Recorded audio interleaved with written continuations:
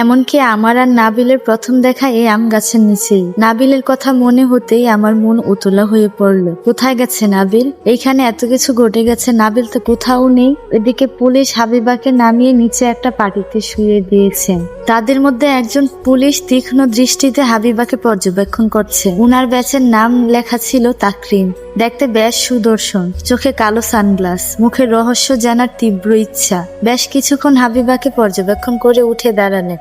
তারপর আমার নানাকে ডাকলেন আর বললেন, আমি ইন্সপেক্টর তাকরিম। নাম কি আপনার? আর আপনি বা কে হন ভিকটিমের? নানা বললেন, আমি সাফায়াত উদ্দিন, হাবিবার দাদু। ইন্সপেক্টর তাকরিম বললেন, আচ্ছা, তা ভিকটিমকে কি জোর করে বিয়ে দেওয়া হচ্ছিল?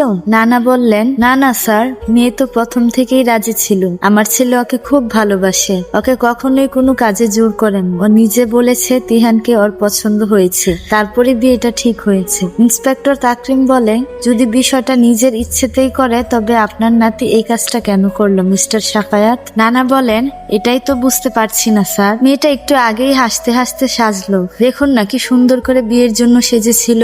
ইন্সপেক্টর তাকরিম বললেন, তা বিয়ে বাড়িতে এত লোকজন, কেউ খেয়াল করেননি যে কনে ঘর থেকে বেরিয়ে বাগানের গাছের সাথে ঝুলে পড়লো? কোথায় ছিলেন সবাই? নানা বলে, আসলে বরকে সেই সময় কবুল পড়ানো হচ্ছিল আর সবাই সেখানেই ছিল। তারপর বরকে কবুল পড়ানো শেষে হাবিবার ঘরে কাজী সহ সবাই গেল, কিন্তু তখন হাবিবা ঘরে ছিল না। তখন থেকেই সবাই খোঁজ করা শুরু করে, আর তারপরেই তো এই বলে কান্না করতে শুরু করলো নানা। ইন্সপেক্টর তাকরিম বললেন, শান্ত হন। দেখুন, সবাই যদি অধৈর্য হয়ে পড়েন তাহলে কিভাবে হবে? তাকে প্রথম ভিকটিমকে কে দেখেছিল? নানা ইশারা করে হাবিব ভাই মানে হাবিবকে দেখিয়ে দেয়। ভিড়ের বাইরে এক কোনায় দাঁড়িয়ে হাবিব কাঁদছে। হাবিব আর হাবিবা দুজন যমজ ভাই বোন, বয়স 18 পেরিয়ে 19 চলে। অন্যান্য সমবয়সী ভাই বোনদের মতো মোটেও ঝগড়াঝাটির সম্পর্ক ওদের ছিল না। দুজনের মধ্যে খুবই আন্ডারস্ট্যান্ডিং ছিল। ইন্সপেক্টর তাকরিম হাবিবের দিকে কিছুক্ষণ তাকায়, তারপর বলেন, আচ্ছা, গাছের নিচে বসে আছে উনি কি ভিকটিমের বাবা? আর উনার হাতের কাগজটা কি ভিকটিমের সুসাইড নোট? নানা কাঁদতে কাঁদতে মাথা নাড়ে। ইন্সপেক্টর তাকরিম মামার দিকে তাকায়। মামা এখনো গাছের নিচে ধুম করে বসে আছে। সে হাবিবাকে দেখে চিৎকার করে উঠছে, আর কোনো কথা বলেনি। ইন্সপেক্টর তাকরিম মামার কাছে এগিয়ে যায়, তারপর তার হাত থেকে কাগজটা নেয়, কিন্তু মামা টু শব্দ করে না, এখনো ধুম ধরেই বসে আছে। ইন্সপেক্টর তাকরিম কাগজটা খুলে তারপর সেটা পড়ে, একটা পলিথিনে ভরে পকেটে নেয়। ইন্সপেক্টর তাকমির এবার এগিয়ে যায় তিহানের দিকে। ছেলেটার মুখ যেমন ছোট হয়ে গেছে। বিয়ে করতে এসে এরকম একটা পরিস্থিতিতে আসলে কি রিয়েক্ট করা উচিত হয়তো বুঝতে পারছে না। তিহানের পাশেই দাঁড়িয়ে আছে ওর বাবা ব্যারিস্টার কামাল। তিনি প্রায় 6 ফুটের বেশি লম্বা হবেন, বয়স 60-এর ঊর্ধ্বে হলেও মনে হবে এখনো 50-এর কোঠায়। সৎ ও বিচক্ষণ মানুষ হিসেবে সবাই খুব সম্মান করেন, তবে এই মুহূর্তে ওনার মুখটা বেশ গম্ভীর, খুবই তীক্ষ্ণ নজরে চারপাশটা দেখছেন। ইন্সপেক্টর তাকরিম ব্যারিস্টার কামালকে সালাম দিয়ে তার সাথে কিছুক্ষণ কথা বলেন। তারপর দুজন কনস্টেবল বলে হাবিবার লাশটাকে গাড়িতে তুলতে। কনস্টেবলদের মধ্যে একজন বলে, স্যার, কাউকে জিজ্ঞাসাবাদ করবেন না? ইন্সপেক্টর তাকরিম বললেন, যেহেতু ভিকটিম সুসাইড নোটে লিখে গেছে তার মৃত্যুর জন্য কেউ দায়ী নয়, তাহলে আপাতত কাউকে কোনো রকম জিজ্ঞাসাবাদ না করাই বেটার। বাকিটা পোস্ট ম্যাডামের রিপোর্ট আসলেই বোঝা যাবে। আর আমার মনের দৃঢ় বিশ্বাস এটা আত্মহত্যা নয়। এবার বাকিটা তো পোস্ট ম্যাডামের রিপোর্টেই বলবে। কথা শেষ। ইন্সপেক্টর তাকরিম আবারও চারদিকে ভালো করে পর্যবেক্ষণ করতে লাগলেন। এদিকে হাবিবার লাশ গাড়িতে তুলতেই মামা চিৎকার করে কেঁদে উঠে দৌড়ে চলে যায় হাবিবার লাশের দিকে। কিছুতেই হাবিবাকে নিয়ে যেতে দেবে না, প্রচন্ড পাগলামি শুরু করে। এক পর্যায়ে জ্ঞান হারিয়ে মাটিতে লুটিয়ে পড়ে। সবাই ধরাধরি করে বাড়ির ভেতরে নিয়ে যায়। পুলিশ হাবিবার লাশটা নিয়ে চলে যায়। আমি শূন্য দৃষ্টিতে তাকিয়ে থাকি গাড়িটার দিকে। পুলিশের গাড়ি যেতেই দেখি বাইক নিয়ে নাবিল আসছে। আমাকে দেখে বাইক থামিয়ে বলে, কি হয়েছে ঋতু? পুলিশ কেন এসেছিল? আর তুমি কাঁদছো কেন? আমি নাবিলকে জড়িয়ে ধরে কেঁদে বলি, সর্বনাশ হয়ে গেছে নাবিল, তুমি কোথায় ছিলে এতক্ষণ? নাবিল বলে, কেন, কি হয়েছে ঋতু, বলো আমাকে। আমি তো মিষ্টি আনতে গিয়েছিলাম। মামা বলল বরের বাড়িতে 10 কেজি মিষ্টি দিবে, যাওয়ার সময় সেটা আনতে ভুলে গেছে, তাই আমাকে পাঠালো ভালো দেখে মিষ্টি আনতে। আমি বললাম হাবিবা সুসাইড করেছে। নাবিল চমকে উঠলো, তারপর বলল, কি বলছো? কি ঋতু, কেন? আমি কাঁদতে কাঁদতে বললাম, জানি না ও কেন এমনটা করলো। আমরা সবাই বরের ওখানেই ছিলাম, আর সেই সুযোগেই নাবিল আমাকে ছাড়িয়ে দিয়ে কেমন বুসকুস করে বলল, না, এটা হতে পারে না, হাবিবা কখনোই সুসাইড করতে পারে না, এটা আমি বিশ্বাস করি না। আমি বললাম, তোমার বিশ্বাস করায় কি আসে যায় নাবিল? হাবিবা সুসাইড করেছে, আর এটাই সত্য।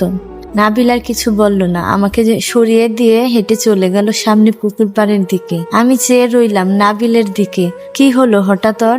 এর মধ্যে মা এসে আমাকে বাড়ির ভেতরে ডেকে নিয়ে গেল। মামির অবস্থা খুবই খারাপ, সালাইন দিতে হবে। আমাকে মামির কাছে মা বসিয়ে দিল। একটু পর মামিকে সালাইন করা হলো। আমি পাশে বসে মাথায় হাত বুলিয়ে দিতে লাগলাম। মামি বারবার হাবিবাকে ডাকছে। দেখতে দেখতে বিকেল শেষে রাত নেমে এলো। প্রায় সব আত্মীয় স্বজনরা চলে গেল, বরপক্ষও চলে গেছে। মামা মামিকে ইঞ্জেকশন দিয়ে ঘুম পাড়ানো হয়েছে। ড্রয়িং রুমে নানা সোফায় চুপ করে বসে আছে।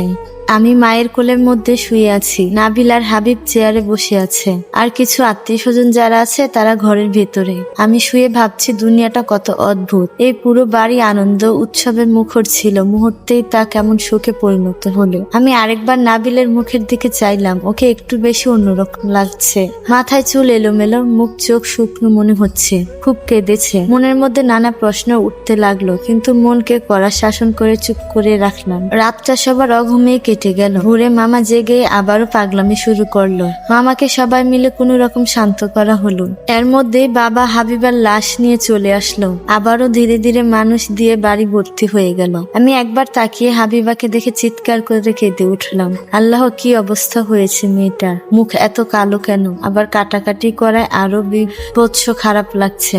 হাবিবাকে বেশিক্ষণ রাখা হলো না। সব কাজ শেষে সকাল 10টায় জানাজায় করে মাটি দেওয়া হলো। ধীরে ধীরে আবারও বাড়ি ফাঁকা হয়ে গেল। বাড়িতে আমার অল্প কিছু লোকজন। তিহান আর ওর বাবাও বসে আছে। একটু পর এলো ইন্সপেক্টর তাকরিম। ইন্সপেক্টরকে দেখে নানা বললেন, আপনি এখন? ইন্সপেক্টর তাকরিম বললেন, সাফায়েত সাহেব, আমার আসার কথা তো আরো আগেই ছিল। শুধু মিস্টার হাসানের মানে আমার বাবার অনুরোধে এখন আসলাম। আর এখনই এত অবাক হবেন না। অবাক হওয়া তো সবে শুরু। নানা বলেন, মানে? ইন্সপেক্টর তাকরিম বলেন, হাবিবা সুসাইড করেনি মিস্টার সাফায়াত। হাবিবাকে খুন করা হয়েছে। ওর রক্তে বিষ পাওয়া গেছে। মৃত্যুটা বিষেই হয়েছে। আর মৃত্যুটা যদি বিষক্রিয়াভাবেই হয় তাহলে ভিকটিম গলায় দড়ি দিল কিভাবে? আশ্চর্যজনক ব্যাপার আরেকটা হলো, বিষটা হাবিবাকে খাওয়ানো হয়নি। আবার শরীরে কোনো রকম ইনজেকশন পুশও করা হয়নি। তাহলে বিষটা এলো কিভাবে? কোথা থেকে আসলো? ইন্সপেক্টর তাকরিমের কথা শুনে আমার পুরো শরীর শিরশির করে উঠলো। আমি নাবিলের দিকে তাকালাম। ওর মুখ কেমন যেন চিকচিক করছে। ভিডিওটি আজ এই পর্যন্তই। পরবর্তী পর্বটি দেখতে চাইলে অবশ্যই পেজটি ফলো দিতে হবে আর ভিডিওটি বেশি বেশি শেয়ার করতে হবে। বাস্তব জীবনের ঘটনা এবং গল্প শুনতে চাইলে অবশ্যই পেজটি ফলো দিয়ে রাখবেন। সবাই ভালো থাকবেন। আল্লাহ হাফেজ।